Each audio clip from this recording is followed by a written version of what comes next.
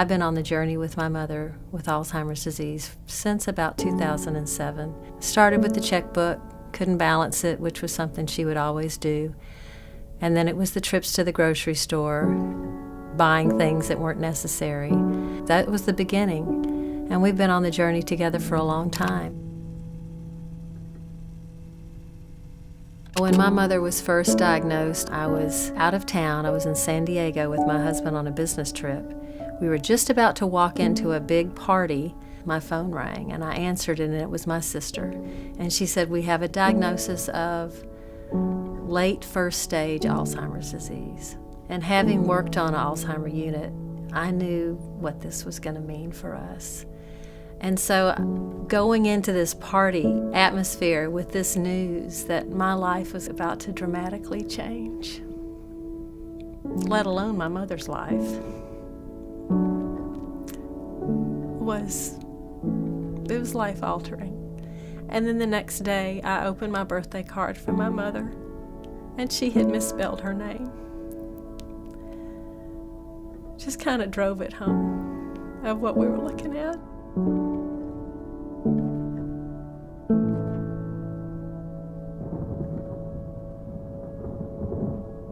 The first major change we made was when we finally made the decision to move into assisted living, and that was a very traumatic experience for me, having to sort of take the reins and direct that move. And it was kind of a crisis for me. It was right the day after Christmas, so my family was greatly affected, and it was very stressful.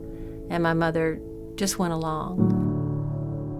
She was in that facility for 3.5 years, and during that time, I was there every day. I promised that I would be there with her, and I've been there with her on this whole journey, and I'm still with her. And sometimes I can't get her to look at me for several hours, and then maybe I'll be singing to her, and all of a sudden she'll just look up and make eye contact and give me a big smile, and she just is there for a few minutes or just a few seconds. And we both just laugh. Mama and me.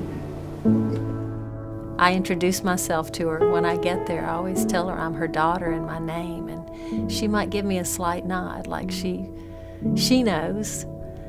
Maybe she does or maybe she doesn't, but it doesn't make any difference to me. I'm still going to be there for her. I'm her voice and I'm her memory at this point.